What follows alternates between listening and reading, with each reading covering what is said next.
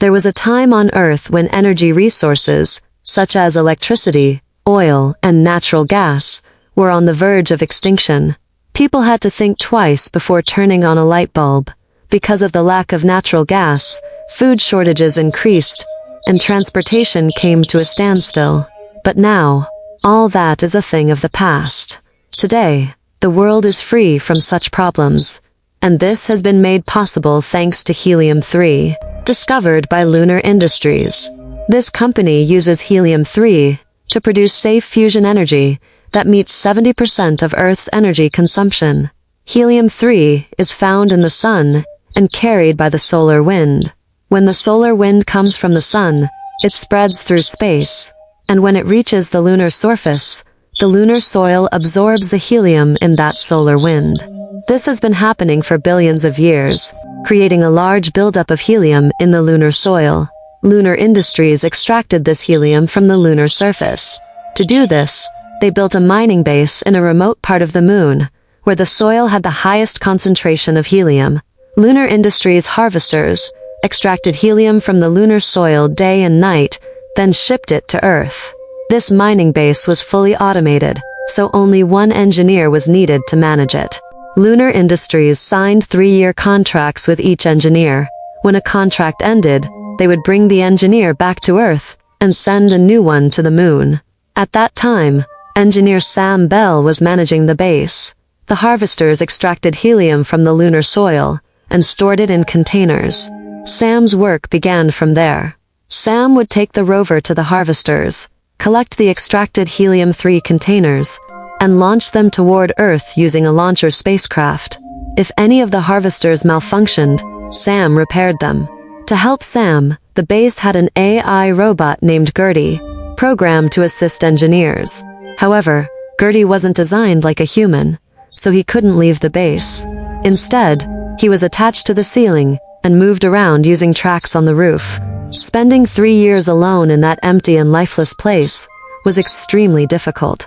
On top of that, GERTY had told Sam that their communications satellite had failed, so they couldn't make live calls. There was no direct communication possible between the moon and Earth. They could only send and receive video messages. To cope with his loneliness, Sam often talked with GERTY. He had also grown some plants there. He cared for them like a father, and when he had nothing else to do, he spent time making wooden models. When Sam first left for the moon, his wife Tess was pregnant. Sometime later, Tess gave birth to a girl, and they named her Eve.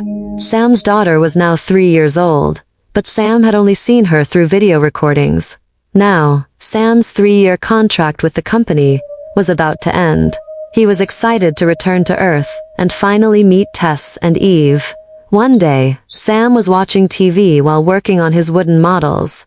After a while, he turned off the TV and went to make coffee. As he went to get hot water, he started filling it into a cup, when suddenly he saw a girl sitting on a chair in front of him. Not knowing who she was, Sam froze in shock. In that moment, his hand moved into the hot water, making him jump in pain.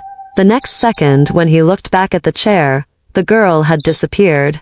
This was definitely strange, but Sam thought it was just his imagination. He didn't overthink it. Sam bandaged his hand with GERTY's help and went to sleep. The next morning, when Sam woke up, he saw that the harvester had loaded another container with helium-3. Sam immediately took his rover and headed toward the harvester to collect the container.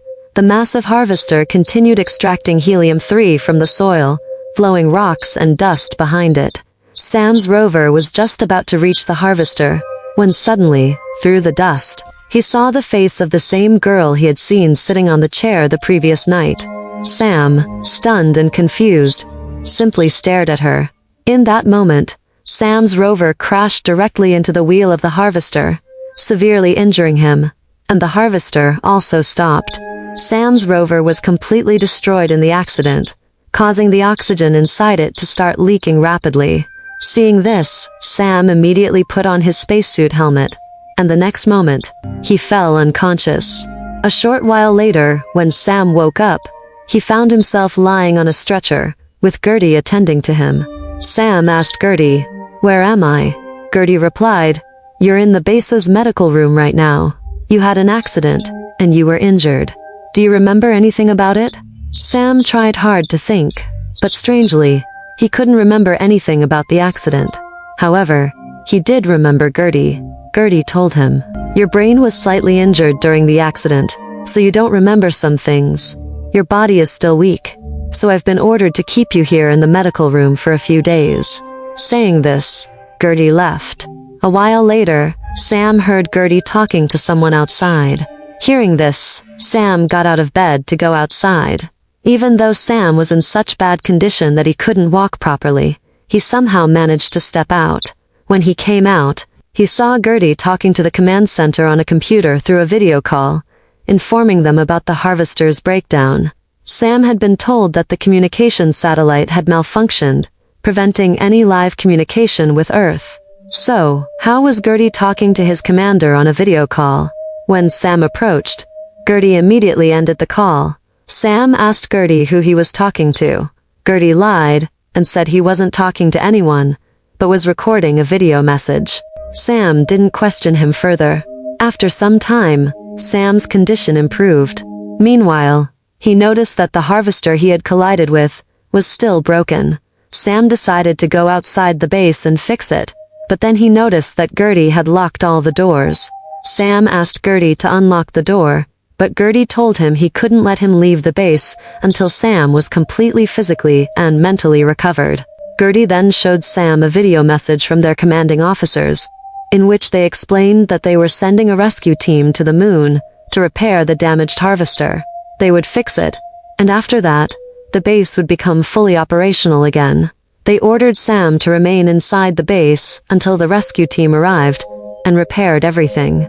Sam's mind became even more disturbed after watching the message. Even though he was completely healed, the commanding officers still didn't want him to leave the base. Sam wanted to get out at any cost. Then, he got an idea. He opened a compartment and cut a pipe with a knife, causing gas to leak from the pipe. This triggered an emergency alarm throughout the base. Sam then called GERTY over. GERTY immediately began repairing the pipe. Meanwhile, Sam said to GERTY, "I think a micrometeoroid hit our base and created a hole in this pipe. It may have also damaged the outer shell of the base, so I need to go outside and inspect it." However, GERTY refused to let him go outside. He said he had orders from the command center not to let Sam leave the base. Sam told GERTY that this space base was extremely fragile, and even the smallest mistake could destroy the entire structure. Sam continued, "Look, GERTY, if you want, we won't let this news reach the command center, but please let me go outside and investigate." GERTY agreed. Sam immediately went to the room where his spacesuits were kept. Strangely, one of the spacesuits had disappeared from the room. Sam didn't think much about it. He put on the other spacesuit and left the base. Sam then got into his rover and headed toward the broken harvester. Upon arriving, Sam saw that his rover was still lying buried under the harvester. He looked through the rover's window and saw that a spacesuit was still inside. Sam immediately climbed into the rover, and as he lifted the helmet from the spacesuit, he was stunned by what he saw. Inside the spacesuit lay an unconscious, injured Sam. But how was that possible? If Sam was still lying injured in the rover, then who was the other Sam who had woken up in the medical room? That other Sam picked up the injured Sam and brought him back to the base. When he arrived at the base, he angrily asked GERTY, "Who is this man? Why does he look like me?" GERTY brushed off Sam 2's question, saying, "He needs treatment. We have to take him to the medical room immediately." A short while later, the injured Sam woke up on a stretcher and asked, "Where am I?" GERTY replied, "Sam, you're in the base's medical room. You had an accident with a harvester. Do you remember anything about that?" Sam replied, "Yes, I remember. I saw a girl's face in the dust. That distracted me, and it all happened." Sam, too, was also present in the room, listening to Sam's conversation while avoiding his gaze. Sam, however, felt that Sam, too, might just be his imagination. Sam asked GERTY, "Is there anyone else here besides us?" GERTY deflected the question, saying, "Sam, you need rest. Rest now." Hearing this, Sam began staring at Sam 2. Seeing this, Sam too avoided his gaze and walked away.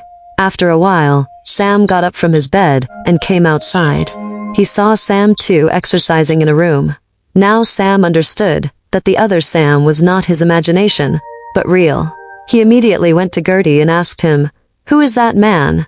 And why does he look like me?" GERTY replied, "He's also Sam Bell." Hearing this, Sam was shocked. He went to Sam too and said, "GERTY is saying that you are also Sam Bell. But I'm Sam Bell too. Who are you? And when did you come here?" Sam too replied, "I was sent here just a week ago. I think you're my clone." Hearing this, Sam became irritated and said, "What did you say? I'm a clone. I've been here for 3 years." Sam too just smiled and stayed silent. A while later, Sam was watering the plants when Sam too came up to him and started staring at him. Then, Sam told him, "I don't know who you are, but I want to thank you for saving my life." Saying this, Sam extended a hand of friendship to Sam too, but Sam too turned his back on him. They continued to argue for a while. During their conversation, they also discovered that their memories were exactly the same. However, it was strange that Sam too remembered his wife Tess, but he had no memory of his daughter, Eve. Meanwhile, Sam received a video message from the command center, informing him that the rescue team had departed for the moon and would land there in 14 hours. Hearing this, Sam was shocked. He couldn't understand why his commanding officers were sending a rescue team, but then Sam guessed that perhaps they were sending the team to take him back to Earth, since he was injured, and his 3-year contract with the company was about to expire. But Sam too asked him, "Do you really think they're coming to rescue you? Look, I've realized that neither of us is the real Sam Bell. We're clones of the real Sam Bell. So as soon as you had an accident, our commanding officers assumed you were dead, and immediately brought me back to the base. Now think about it. I can fix that broken harvester too. Then why are our commanding officers sending a rescue team to fix it? The truth is, they don't want me going outside the base to repair the harvester and meet my clone. That is, you. So they trapped me inside the base, and are sending a rescue team, so they can eliminate you, fix the harvester, and erase all evidence of your existence. And they expect me to never learn the truth. Even though I sneaked out and found you, our commanding officers don't know that. They still think I haven't discovered the truth. So they're sending a rescue team to hide everything." But Sam wasn't ready to accept that he was a clone. He walked away angrily. A while later, Sam was busy making wooden models to calm his mind. When Sam too approached him, he asked, "Did you notice how quickly I ended up in the base's medical room after your accident? It's impossible for the company to send me from Earth to the moon that fast. So I think I was already here, and if I was here, there must be more clones here. There must be a secret room where all the clones are stored." Sam laughed and said, "I've been here for 3 years, and I know every corner of this base. There's no secret chamber here. And as for clones, why would our commanding officers need clones when they can use humans?" Sam too replied, "Maybe you're forgetting that we work for a company, and for any company, profit and loss matter. Now think about it. If the company invests money every 3 years to send a human from Earth to this faraway place on the moon, it would cost them a lot. And the person's life would also be at risk. So the company created numerous clones like us and hid them somewhere on the moon. If a clone dies for any reason, they simply awaken another clone and put him to work. This way, the company saves a lot of money. And think about why they haven't fixed the communication satellite yet. Because they're afraid that if we start talking live to Earth, someone might discover the truth about us being clones." But Sam still found Sam too's words absurd. Sam too became extremely frustrated. He angrily went out and started searching for the secret room. He searched every inch of the base, but found no trace of it. Then Sam too came to Sam and asked him to move the table with the wooden models so he could investigate underneath. But Sam refused to even touch his wooden models. This enraged Sam too, and he began to push Sam away. A fight broke out between them. Then Sam too struck Sam, breaking his nose and throwing him aside. He then knocked over the wooden table and searched the floor for the secret room, but found nothing there. Meanwhile, Sam attacked Sam 2 from behind, but Sam 2 grabbed his neck. Blood spurted from Sam's nose. Seeing this, Sam 2 let go and apologized. Sam walked away angrily. However, Sam was now starting to sense that something was wrong. After a while, when he had calmed down, he went to GERTY and asked, "GERTY, am I really a clone?" GERTY said, "Do you remember, Sam? 3 years ago when you first came to this base, you woke up in the base's medical room, and I told you that your spaceship had crash-landed, injuring you. I also told you your brain was hurt in the accident, which is why you couldn't remember anything. You were very weak at that time. But there was no accident, nor did you come from a spaceship. Instead, you are a clone. You were awakened in the medical room. It takes some time for the mind and body of clones to adjust after awakening, which is why they can't balance their bodies properly at first. So we tell them a fake accident story, so they stay in the medical room until their mind and body are fully coordinated. This is our procedure. We do the same with all clones."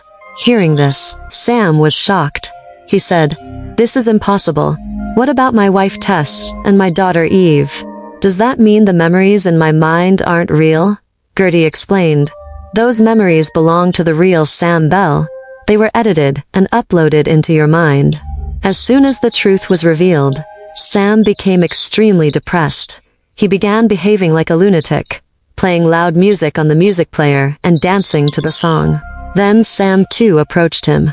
Sam 2 first apologized repeatedly to Sam, then said, "When I woke up in the medical room, I heard GERTY talking live to our commanding officer on a video call." Hearing this, Sam said, "You've started again. You know the communication satellite is out of order, so we can't talk live to anyone, and no one can contact us." Sam 2 replied, "Believe me, they're lying. Nothing happened to the satellite. They're blocking the satellite signal so we can't contact Earth. But when they need to talk live, they unblock the signal and block it again afterward." Sam said, "I know they're not blocking the signal from our computer system. Otherwise, I would have known by now." Sam 2 replied, "Maybe they're blocking it from outside the base." To find out the truth, both of them took their rovers and went in different directions. They kept moving away from the base, searching for the signal, when suddenly an alert appeared on their rovers, leaving working parameters. It was a limit. The company had set a working boundary on the moon, and they were not allowed to go beyond it, but they had just crossed that limit. When they went a little further, they saw something that shocked them. Sam got off the rover and looked around. It was a large antenna. That antenna was actually a signal jammer installed around the base. The signal jammer had been installed by the lunar company itself, so that no direct satellite signal could reach the base, preventing the clones from communicating live with Earth. Sam was looking at it, when suddenly his health started deteriorating. He vomited blood inside his suit. He quickly got into his rover, started it, and returned to the base. He vomited blood again. Then Sam noticed that one of his teeth had fallen out, along with the blood. Sam couldn't understand why his condition was getting worse. Then it occurred to him, if each clone's contract was 3 years, what happened to them in the 3rd year? Sam was convinced that just as he kept his own video logs day by day, the clones who had worked there before him must also have created their own video logs in the computer database. To find out, Sam tried to open the computer database, but it was locked with a password, and Sam didn't know it. Just then, GERTY arrived, entered the password, and opened the database. Sam then saw that for nearly 15 years, clones had been awakened and forced to work at that base, one after another. Meanwhile, Sam found a video log from 3 years after the clone who had arrived there before him. In that video log, that clone also looked very sick. He said that his hair had suddenly started falling out, and he was vomiting blood. Finally, the clone lay down in a sleeping pod, where he was told that he was being sent to Earth. This journey would take 3 days, and for his own safety, he had to remain asleep inside the sleeping pod. But he had no idea what happened to him after he entered the pod. Then Sam watched more videos of other clones. They too had fallen ill in their 3rd year, and eventually went to sleep in that same pod. But what happened to them after that was not shown in any video. Furious, Sam got up and went to the sleeping pod himself and closed it. Just then, a sudden flash of light appeared inside the pod. When Sam looked around the pod, he saw something like ashes in one corner. Sam understood everything. In reality, when a clone's 3-year contract ended, they weren't sent to Earth. Instead, they were tricked into entering that pod and burned. Just thinking about this made Sam tremble. Then, his eyes fell on the side of the pod, where he noticed a chamber on the floor. Using tools, he opened the chamber and discovered a secret room inside. Sam, too, had just returned to the base. Sam told him that he had found the secret room he was searching for. Hearing this, Sam, too, entered the room with him. They saw that the room was filled with numerous clones of Sam. This meant everything Sam, too, had said was true. Every 3 years, the company destroyed one clone and awakened another. Meanwhile, Sam remembered something. He picked up his laptop and drove the rover to the signal jammer antenna, from where he could contact Earth. He made a video call to his wife, Tess. But instead of Tess, a girl answered the call. Strangely, this girl was the same one Sam had seen in visions. During the call, Sam had covered his camera. Sam asked the girl, "Can I talk to Tess Bell?" The girl replied, "Sorry, she died a few years ago." Hearing this, Sam asked in shock, "How can you say with such certainty that Tess is dead?" The girl replied, "Because I'm her daughter. My name is Eve." Hearing this, Sam was stunned.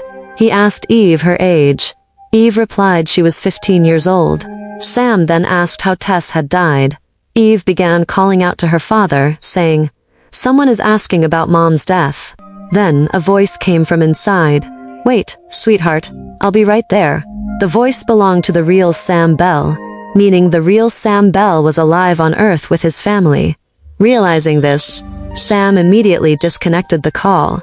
This truth broke Sam completely. Now he was convinced that he would never return to Earth. He began crying. After a while, Sam came back to the base. His condition had worsened. He was shivering from the cold. Seeing this, Sam too became worried. He helped Sam into bed. After that, he checked Sam's laptop and found the recording of the conversation between Sam and Eve.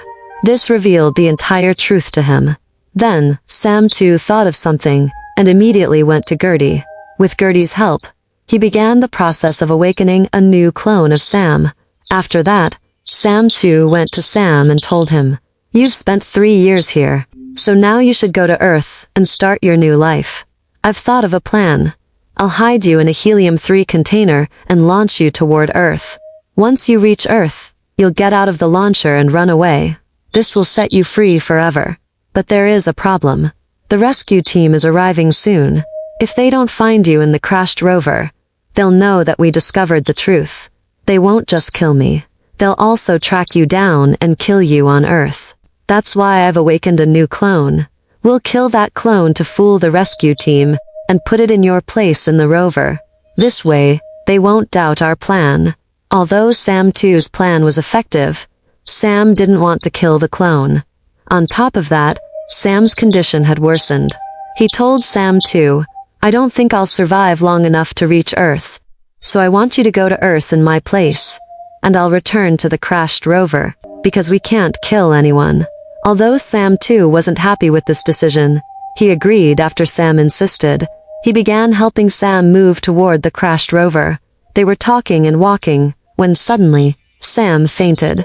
Seeing this, Sam too realized Sam's end was near. He left Sam inside the rover, said goodbye to him like a true friend, and returned to the base to prepare for his journey to Earth through the launcher. Just then, GERTY arrived, and told Sam too that everything that had happened was recorded in his database. If the rescue team checked his data, GERTY would be exposed as soon as Sam too reached Earth, and the company would kill him. So GERTY said, "Sam, I want you to be safe.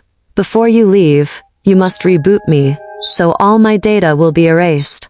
I don't want any harm to come to you." Hearing this, Sam respectfully erased GERTY's data. He then boarded the launcher and departed for Earth just moments before the rescue team arrived. By the time the team reached the base, the newly awakened clone had already come to life. The rescue team assumed this new clone was the same one awakened after the harvester accident, and that he had sent the helium-3 containers to Earth in the launcher. They didn't notice Sam 2 escaping. Meanwhile, Sam, who was inside the damaged rover, was still alive, but breathing his final breaths. He saw Sam 2 heading toward Earth and peacefully accepted his death. In fact, Sam died because every clone had a lifespan of only 3 years, and after 3 years, they became sick and died naturally. A few days later, news began spreading across Earth that a clone of Sam Bell had returned from the moon and accused Lunar Industries of forcing clones to work there and manipulating their emotions. Sam 2 provided the government with all the evidence of Lunar Industries' cruel actions, which caused massive outrage. The company's reputation collapsed, and its stock value crashed. This is where the story ends.